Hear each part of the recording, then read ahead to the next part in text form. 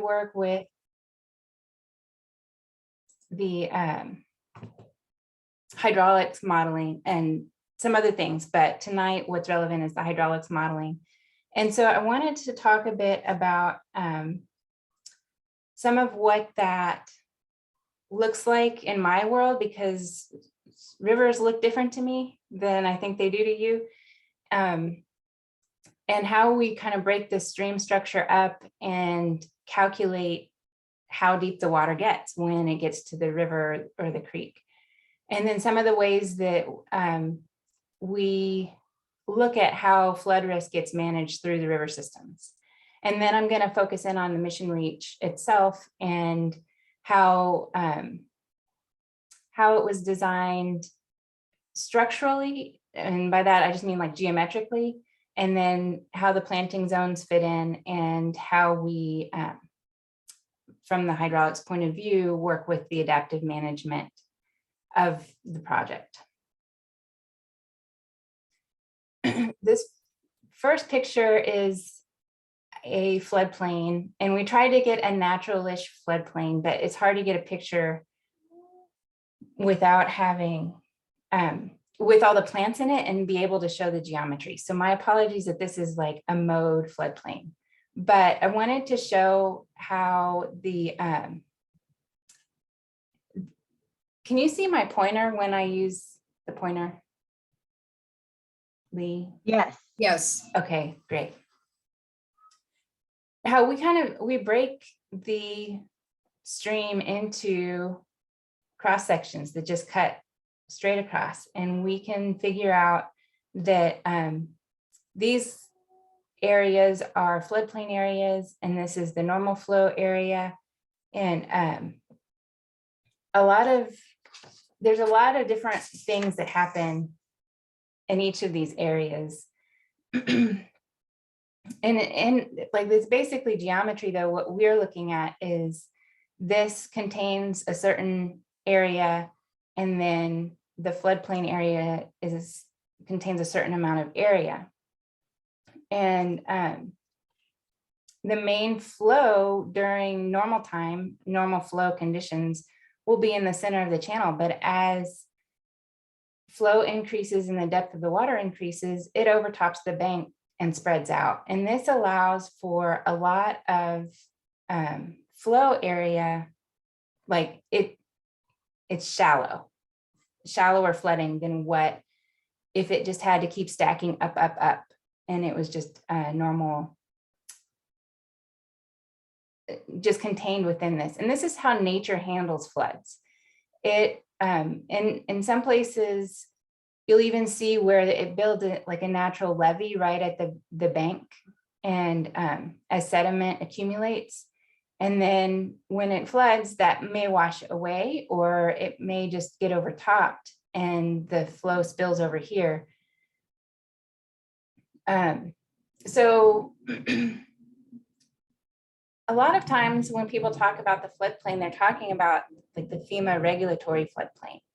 And that's something that's kind of statistically created to help identify an area that's at high risk of flooding, but it doesn't always represent like the natural floodplain. And that's an important distinction. This is a picture, and it shows a little bit better, more of what the vegetation looks like when you leave the base flow area and get into the floodplain. It's usually diverse area, and I'm not going to even try to talk about plants because I don't know as much as you all know. So these orange lines are there to show, okay, this is where the normal flow ends and you start to get into the floodplain. And as an engineer, I draw a line across there and it becomes a very flat picture to me.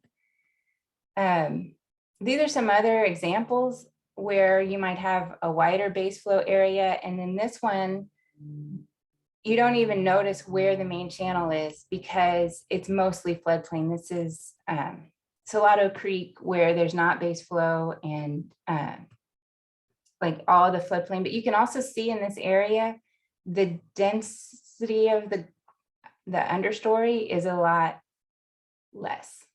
than over here. And that's important when we're looking at the hydraulics of this creek.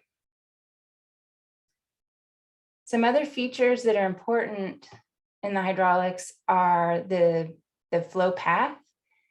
And this on the right, this is the Cibolo Creek, and it twists and turns. And when you get high flows, the high flow just kind of crosses over everything. So don't build here. I wish I could go tell those people. But these meanders add length and allow the flow to go. It takes a longer time to get there. And if you can picture the elevation here, the change in elevation from here to here, if you just go straight, is a lot steeper. And trying to show that that's what this graph is about. If you're covering the same elevation change over a shorter distance, it's steeper, and that makes the water travel faster. And that is important because it impacts erosion, and it reduces the amount of storage in that floodplain area. So here, you can kind of see where the trees are growing. A lot of that is that natural floodplain, and it can just hold water till the cows come home, and it sinks into the karst aquifer below. But it's a lot more effective at holding water and keeping it in a place that it's okay to flood. It won't. If it's in the trees, like that's a beneficial flood.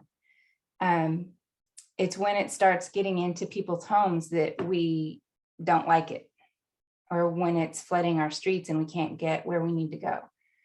So I'm going to step through how we take a stream and put it into a hydraulic model. And so just bear with me for a minute. But this is that same Cibolo Creek, Bendy area. We're going to look at this location, and we've just drawn a line. We just draw a cross section, which takes all of the elevation. Like if you just point down to the ground, it's like taking elevation shots along that line. And then we look at it looking from downstream on the left bank. So it would be this side of the creek on the left, and then to the right. So we're always looking downstream when we look at these cross sections. And then we start to assign, so that gives us the channel geometry for this one cross section. And then we start to say, you know what, this bank has mowed grass, so that has a roughness. And actually, I'm going to get into the roughness in another couple of slides. So this is really just to show you the cross-sectional area. And then we calculate how much volume by creating a lot of cross sections. And then volume is that cross-sectional area over the distance in between. So each one of these has a cross-sectional area and a distance, reach length, we call it, from one cross-section to the next. And that just helps calculate the volume. And the way our methods perform this calculation is by starting at the downstream end and working up. And I think you can picture that if you're thinking about how water flows, and imagine a dam in that stream, and you can picture that the dam causes the water upstream of the dam to be higher up to that dam elevation. But it doesn't cause the water downstream of it to be higher or lower. I mean, it holds the water back, so there's less water, but that's a different calculation. And like a road's going to cause water to pond if it constrains the flow, it's going to cause water pond going upstream and not really impact the elevation of the water as it goes downstream, or the depth of flooding downstream. So it just calculates each volume all the way up, these thousands of cross sections, and that's why we get computers to do it, because it's a lot of math. So the next thing we need to know is the depth, and we need to know that, calculate that depth at each time step. So some of that has to do with how fast, and this is kind of a mistitled slide. So the depth, you can picture, I'm going to go back to this picture because I have a good slope here. Depth depends on the volume of water going through it, but it also depends on how fast or slow it's going, and whether, and so that's impacted by the steepness and the slope of the channel, but also by the friction. And in our case, or in our world, friction in hydraulics is usually the plants and rocks and things that are jagged, anything that would cause it to be not uniform. And so when we get into designing channels ourselves, you'll see it's really easy for an engineer to design a trapezoidal channel with pretty slopes, because that's it's efficient at moving the flow out, but also it's easy, like it's predictable. It's not, it's uniform, and we know that the shape and the roughness and all of that can be controlled when we put it into that state. So when we're worried about people getting flooded, the engineers tend to want to reduce that risk by making something more predictable. And that's how things have been done for a long time. But that mentality is changing. And that's how we're ending up with projects like the Mission Reach Ecosystem Restoration Project. So the point here, I kind of, with the friction was, think about if you're crossing a creek somewhere and the rocks are covered with slimy gunk. Are you going to want to step on those rocks, or are you going to want to go to rocks that are free of slippery growth, or even a place where it's just like sandbars that you can go across? So the material and the plants that are growing in the stream and in the floodplain have a lot of impact about how quickly the water can flow through there.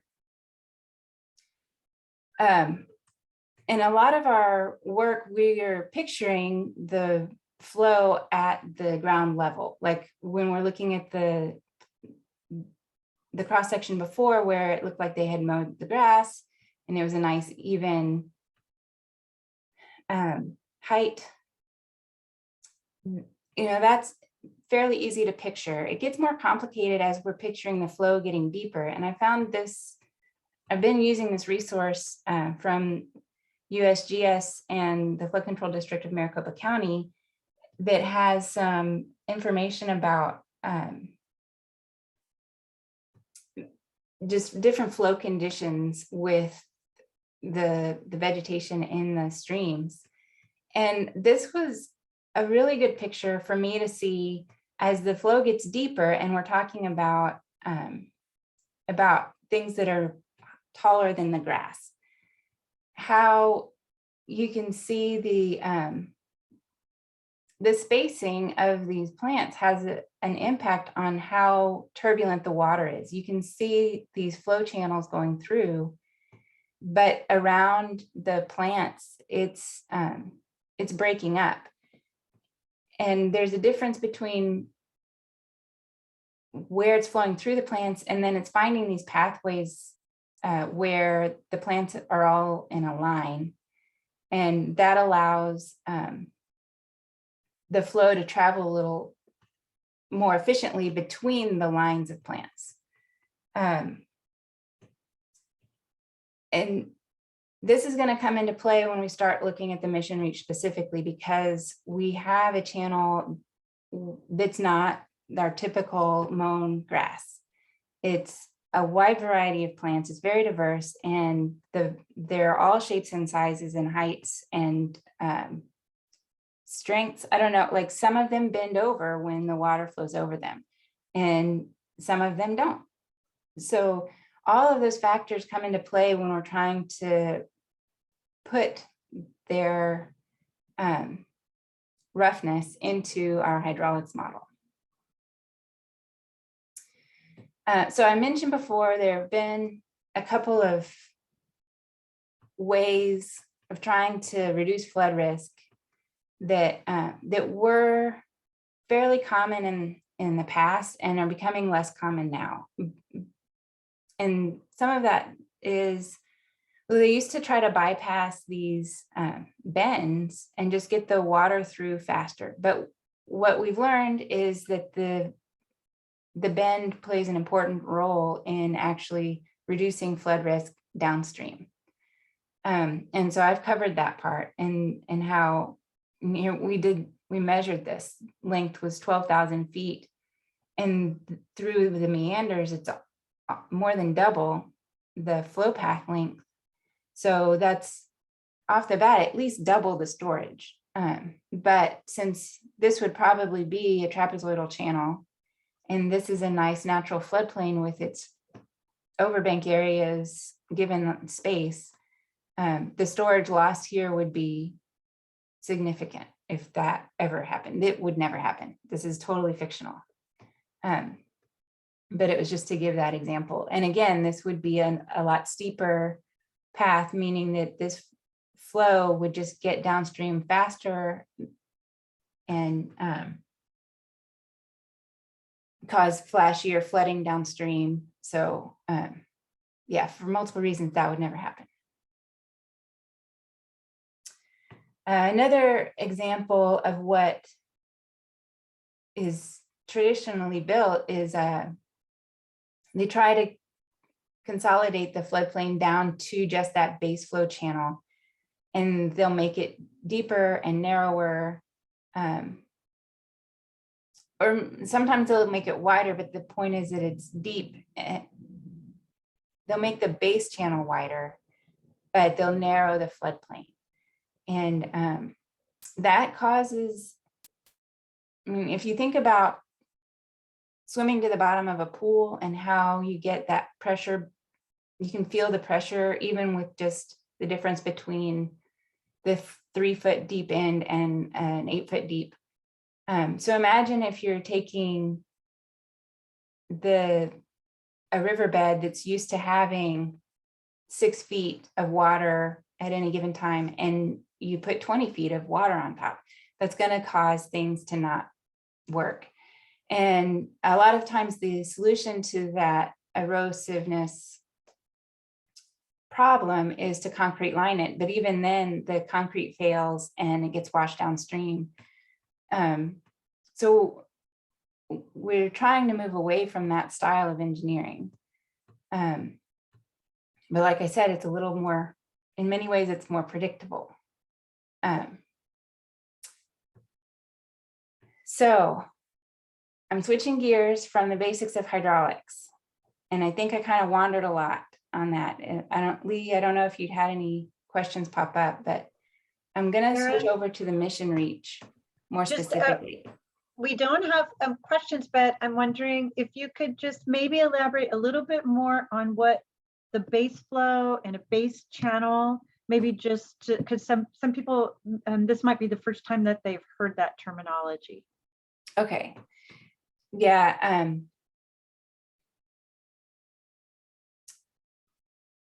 So I'll go back to the Cibolo one. The base flow is, I'm using that as a broader term than it really is. So forgive me a little bit, but there's the normal flow. If it's something like the San Antonio River, there's an everyday flow, and it has, and I know there are terms for this, and I'm just going to be honest with you that when I'm speaking in public, I say the wrong words, and so I don't want to say the wrong words. But the ones that have base flow are, it's like all day, every day, every year it has flow, and so it has a defined bank there. And then we have streams that sometimes have flow and sometimes don't.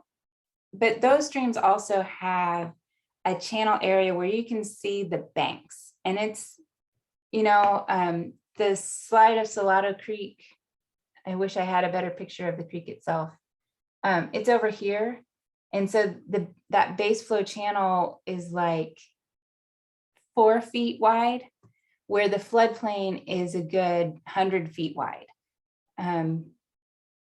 And that, what I'm calling the base flow channel, probably only has water in it when it's rained, and then it'll have water for 2 days, and then that water goes its merry way, because there's not a constant source of flow on the Salado Creek in this part of San Antonio.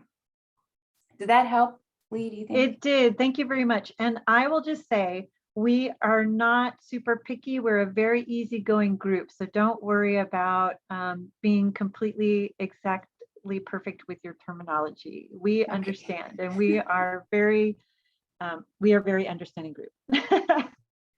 Well, the words I'm struggling with are ephemeral, perennial, and the other one. And Intermittent? Intermittent, yes. Is perennial the one that flows all the time? Yes. And we Okay. have perennial plants that grow year after year. Okay. So we have an overlapping vocab word. Okay, so I'm going to switch to diving into more details on the mission reach. I wanted to make sure everyone knew where it is. I'm assuming so, but it's this is the San Antonio River Basin in Bexar County, and it's a little south of downtown on the San Antonio River. And it connects all the missions, or most of the missions. And this was designed in that old, more traditional way that I've been saying, that they it was built in the 50s, 60s timeframe, and they straightened the San Antonio River and they made a trapezoidal channel. So you can see here the slopes, and then the side slopes you can kind of see here. And then there's the bottom of the channel, the floodplain part of the channel is there. And then the gravel lined part is the base flow channel. And I want to say that it was concrete lined because, of course, you would want to separate base flow from the ground. That is total sarcasm. You don't want to separate base flow from the ground because it recharges. You want the water to go in the ground. That's ridiculous. But I think they did it so it wouldn't erode. And the reason it was eroding is because they were confining a floodplain down to a narrower space than it would like. So when the Mission Reach Ecosystem Restoration Project was built, they're trying to add ecosystem to a place where there is none. I'm exaggerating, but they want a diversity of plants, and the problem is this is a confined channel, and you can see that people live right up against it, and that's part of the part of what happens a lot of times with these flood control projects is it gives it implies that it's now safe to live at the edge of the river. And so we have private property right up to the limits of the project, and there's not necessarily space. I mean, we don't want to flood them. So to compensate for wanting to add the plants as part of the ecosystem restoration project, they had to perform a lot of excavation. And there was some property acquisition as part of the project to allow for some more space to widen out the floodplain again and to let it have that floodplain area like you would see in a natural state. I will just say, I came on the project after everything was built, and it I didn't work at the River Authority when it was under construction. And so I was just assigned the task of taking the post-project conditions and back checking in the model to make sure that everything was working, and to submit the floodplain map revision with FEMA. What they need for that is like the as-built condition. And so my role has always just been like modeling the project after it was built. And I can't remember where I was going with that, but okay, so we have a trapezoidal channel, and that's what we had. And now we have widened out the banks and areas where we had the space and made room for a greater diversity of plants. And then the animals came, basically, we didn't have to put them there. I guess some of the fish, they put in some species of fish. But again, I'm talking about the hydraulics. I really don't know those details. Lee's pretty good, but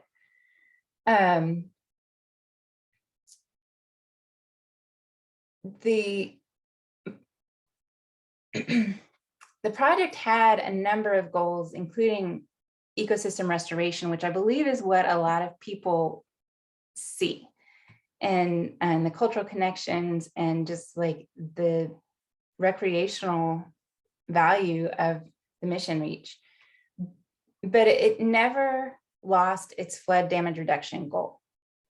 And so that's where we have to keep an eye on everything, and update our model with how things are going to make sure that that flood damage reduction goal is maintained.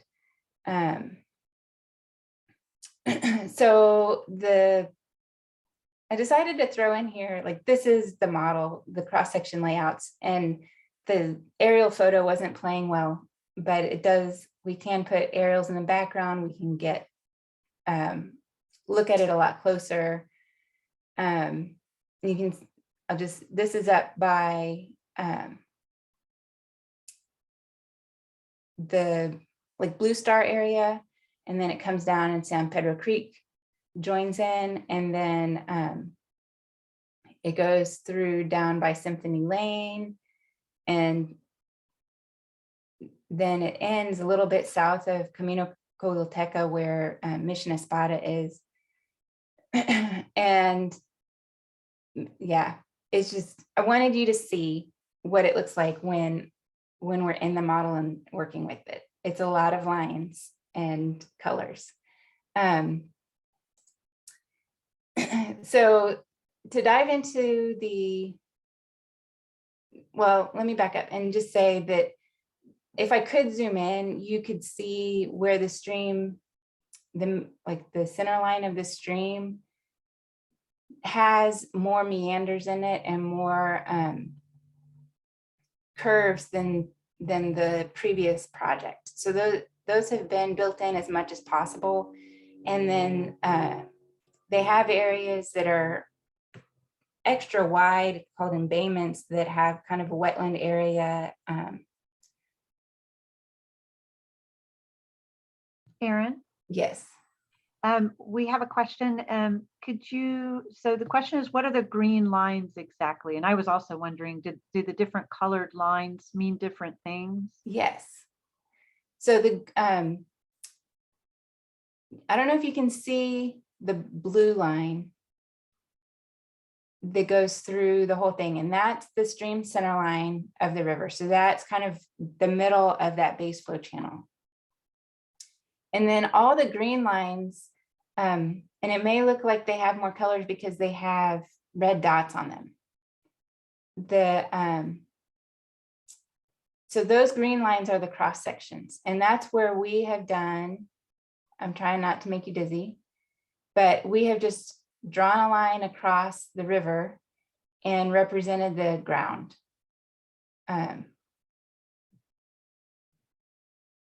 Just along that line.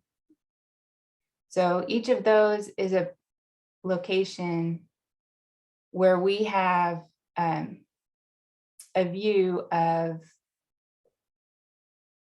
the ground as it goes through that line on the river. And I have one, I'm gonna show you everything to get to this. So this is one of the cross sections in the mission reach model. So that's what the green line, when you click it and open it, it pulls up an image like this. And those red dots are these red dots, and they represent the bank stations. So it's more or less where that base flow channel is. It's usually a little bit wider than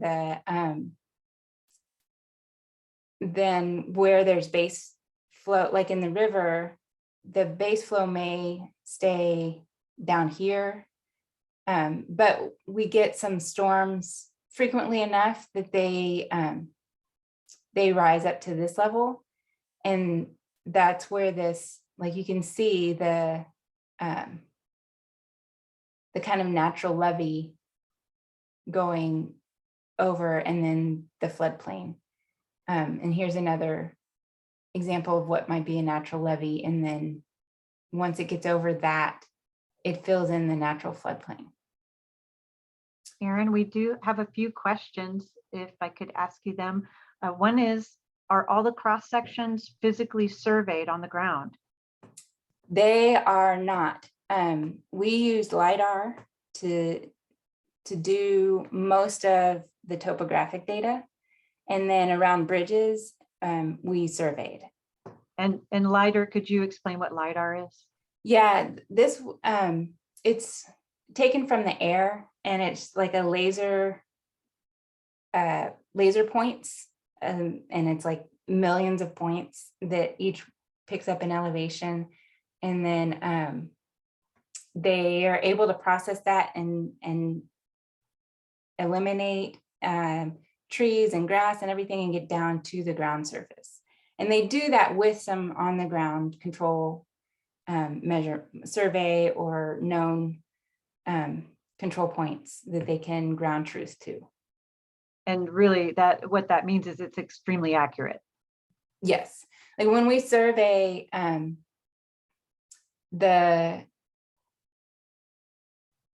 it's within a few inches or less. And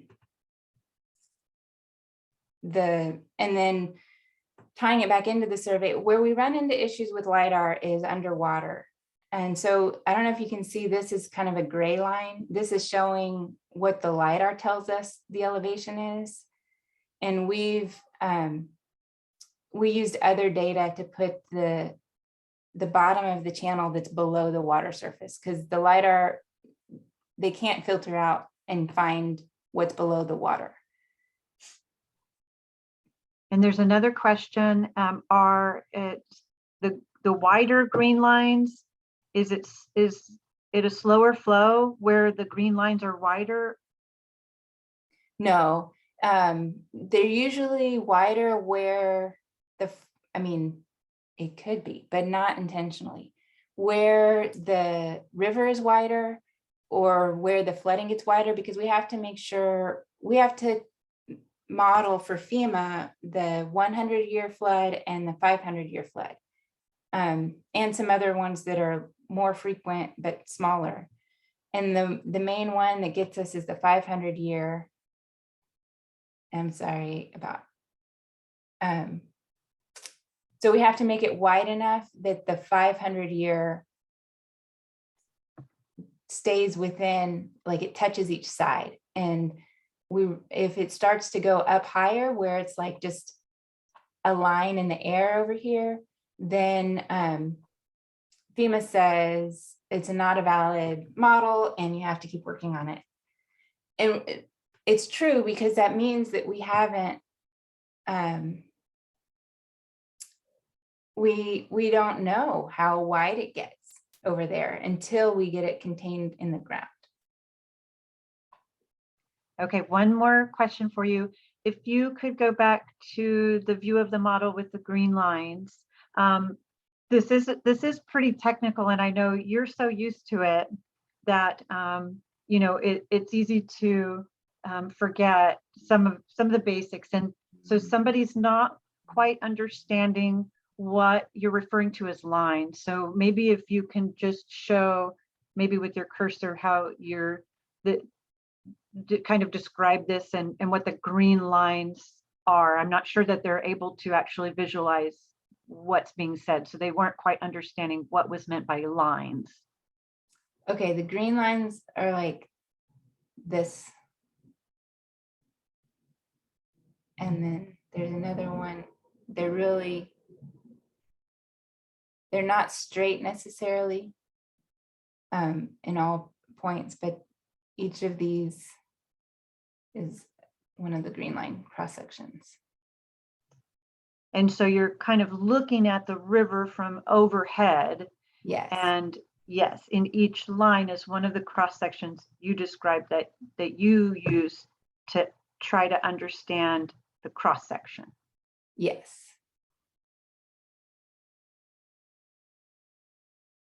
So I hope that helps, but if it doesn't, let us know. And please keep typing your questions into the chat. These are great questions. Yeah, I'm gonna dive into the planting zones. This was part of the design, and it was a way of trying to communicate between the landscape and the hydraulics teams. And it maybe was communicating a lot more than that, but they went through in the whole project and they mapped out where they were going to have full forest, like everything can grow that wants to grow, and then partially reforested with greater tree spacing, and then an area that's isolated trees with no woody understory, and one that has no trees, all meadow. Everything that's there should bend over when it floods and allow for full conveyance. So don't ask me what happened to zone B, but there's zone A, C, D, and E. And then these were all mapped out along the project, and the hydraulic modelers then used that. And I suspect it was a back and forth at that time about, you know, where can we put this and maximize the diversity of species. So when I got the model, and this is a good, this talks about also how it's supposed to grow in over time. So everything started out kind of grassland, and then over 5 years, it was supposed to grow the isolated trees and then have more dense trees and then full density with the woody understory after 50 years. But this project isn't even 10 years old. I use the 2013 date as when it was completed, and we have areas that I feel like have already reached really dense vegetation a lot faster than this 50 years timeline. And what I wonder though is if in that time, some of the woody understory will get shaded out and it'll be a little more like this, where you can see the trunks and not so much like this, zone C. But we'll see. And so we have maps of these zones, and we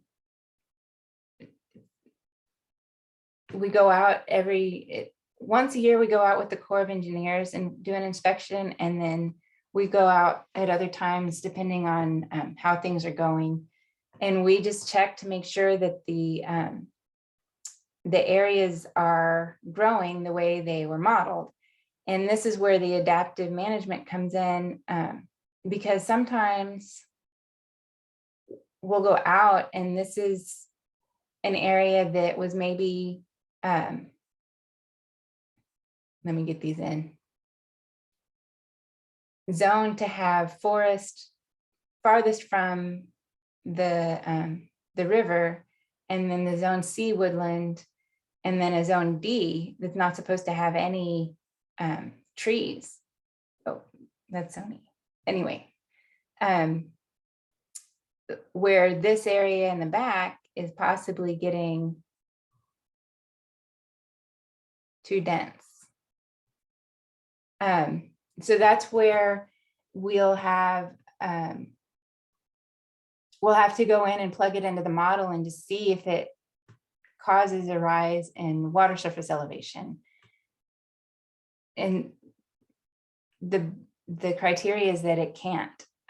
Once we established the post-project floodplain maps, we had to show that the project did not cause rises on private property for the 100-year flood.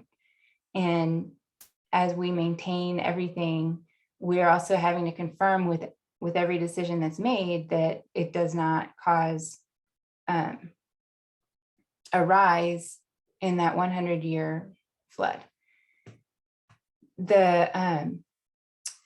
This slide was put together as part of a presentation where we talked a bit about how it is growing in some places. I wish I could stop these. I went the wrong way. It's growing in some places really well, and like this area is that where it can have, we've estimated 281 trees, but I'm not super tied to the number as I am like the look, because if you remember, if they're all in a row, they don't impact flow as much as if they're scattered everywhere. So like this area that's closer to the river is growing in really well, but then farther back it's not. So sometimes we'll have a dialogue about, can this part stay, like if this part stays without growth, well, does that mean that we can have more growth on this side? And we can test the model to see that, but there are some places where there's no wiggle room and anything we do causes a rise. And so we try to be as adaptive as possible, but in the end, it really goes back to, does it cause a rise? And if it does, then we have to make sure that the flood risk is managed.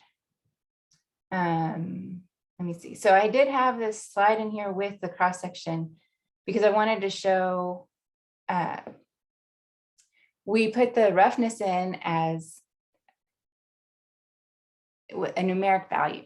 And I just thought you might find this interesting. So it's 0.1 is a very rough, this is where all the trees can grow and go wild and have babies and do whatever. Like they can just do what they want.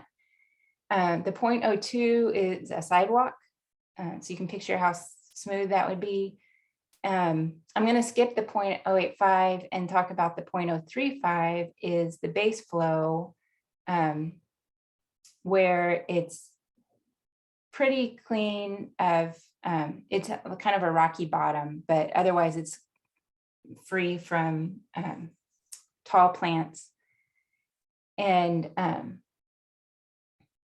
so that's just to give kind of the range of, if we have plants, it's usually in the range of 0.035 where it's mowed grass or not many plants, up to 0.1 where it's super dense.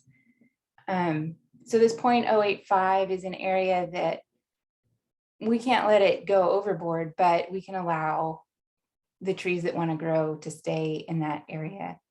And then we've been trying to have a toe. So right at the water's edge, we've been trying to allow willows and other stabilizing plants to grow. So I put a 0.1 there, or that's what we've been using. And then 0.045 would be a handful of trees, but mostly grass. And so that's really how we convert what we see here. So this zone D, I would put that as the 0.045, and the zone C is a 0.055. And then this is zone A is, the zone C is a 0.085. And then the zone A is a 0.1.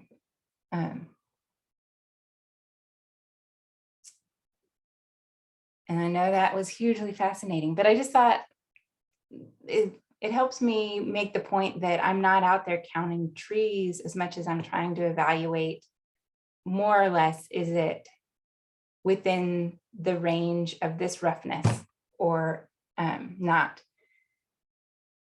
And then I'm pretty sure this is my final slide, and it's really to show that when we do our inspections, we see what is there. And to me, this looks like it's all grass. And, there's this tree here. And then within 2 years, it can change dramatically into something else. And I haven't quite developed that skill of being able to look at the plants that are growing small and know what they're going to look like when they grow big. And they're very different roughnesses. So that's one thing we're working on trying to master. But it's Erin? adaptive. Yes. On this is great image. So on the left, you would put that at one of the lower roughness values because the water can move through faster. It's not impeded much. Yes. Versus the one on the right, you would give that one a higher value because all of that brush and vegetation slows the water down. It's rougher. And so the water then backs up, like you talked about earlier. Yes. It's these trees and shrubs that cause the water to back up and impact upstream, which Yes. could end up spilling out of the floodplain. That was beautifully said. Yes. What we do try to do, though, is think about this not just in its state. So we try to think about what its ultimate state will be, because we don't want to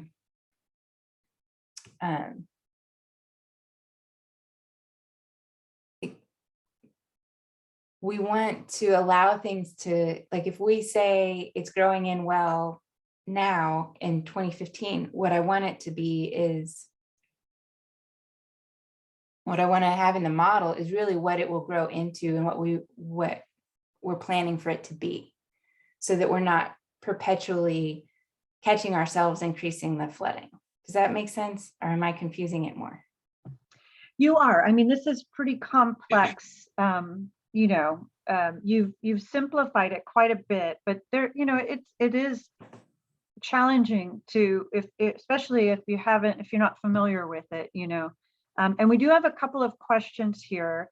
And as far as, vegetation management, again, that's where Nicole Marshall would be the person. Erin's not responsible for the on-site management, but here's some questions. Was there some kind of commitment made to FEMA to maintain vegetation at certain levels to allow sufficient flow and volume? Were there any financial Was there any financial bonding behind this commitment? So it's a funny situation. So the Corps of Engineers is the one that we have the commitment to, and they funded the project, and they're the ones that come out and inspect it. FEMA's role is associated with trying to manage the flood risk of everything, not just the mission reach. And it's a relationship that actually is with the city of San Antonio. And the city of San Antonio permitted the project under the condition that it didn't increase flood risk to the private properties. And if the city of San Antonio permits projects that do increase flooding, then they risk being able to participate in the National Flood Insurance Program, and the citizens of San Antonio would then potentially not be able to purchase flood insurance. So it's not a direct commitment. It's just when projects are done in the floodplain, there is this criteria that they not increase the flood risk. Great. Here is another question. How does the model include local water inflow from outside? This would seem to depend on development that's happening along the river. Yes. So there are two, like this is the hydraulics model, and it gets flows from a hydrologic model, which is a whole other can of worms. But what I can show you is that at certain points, we have a file that keeps track of what flow comes in. And so the flow value gets increased at certain points along the way with that. It's a table. But for sure, like I'll tell you, when San Pedro Creek flows in, it dominates the rest of San Antonio. Like this flow coming from downtown is nothing compared with what's coming from San Pedro Creek. Yes, I have seen it, and other people have seen it. It is much higher than the actual river in many events. Okay, here's another question. Have you been able to validate your computer model against actual river behavior and looking at the flow and the spread? Not as much as we would like. We're working on, we have installed gauges. I want to say there's 6 that will be able to get the history and perform some analysis on how much flow is coming through and then how high is it getting at those 6 points to be able to validate. We have observed just, where things get flooded compared with where the model does.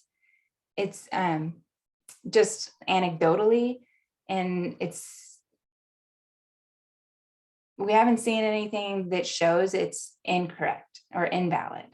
It's just hard to have good data. We're working on it. Okay, now we're getting, we have a bunch of questions now. So let's see. And it's 8 o'clock, so we're not going to be able to go too much longer, but is there a way to predict future citywide development, increased impervious surfaces throughout the watershed, which certainly would have an impact on the flows that are within the river? Yeah, so that's again in the hydrology model, and the city of San Antonio actually requires that we do look at the future development. And so there's a version of the model that's existing impervious cover, and then there's a version of the model that increases impervious cover to reflect zoning and some other inputs to try to get what they call the ultimate build out. Okay, here's another question. What kind of difference does the soil type and health make in determining flooding, and how does your flood model jive with slowing and water sinking into the ground, as in low impact development goals? Are soils and infiltration into the soils and absorption of the water by the soils incorporated into the models? They're incorporated into the hydrology, and it covers the whole watershed. So this Upper San Antonio River watershed, and it does take into account the soil types based on where they're located, and then the impervious cover on that.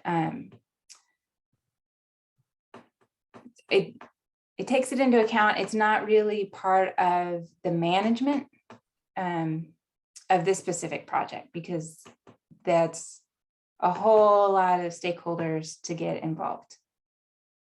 And when you're looking at flows, these are really pretty flashy and pretty fast. I mean, there would be some infiltration into the soils, but you're mostly concerned about the volume that can be carried, the cross sections, and how they impact the movement of that water. And it's all usually pretty quick, right? Or is that part of why? Yeah. I guess they're asking a bit about if the stream itself is infiltrating during a flood.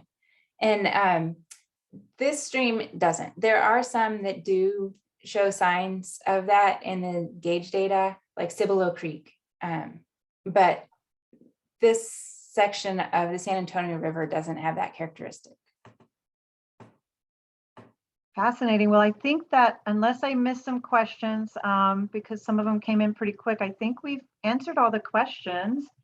And it is 8:06, so we usually end about now. So I really would like to thank you, Erin, for your presentation. This was really interesting, and you shared a lot of really great information, and we had some really good questions and great discussion about this. So you're getting a lot of comments about thanking you for your presentation here today. All right, well, thanks for having me.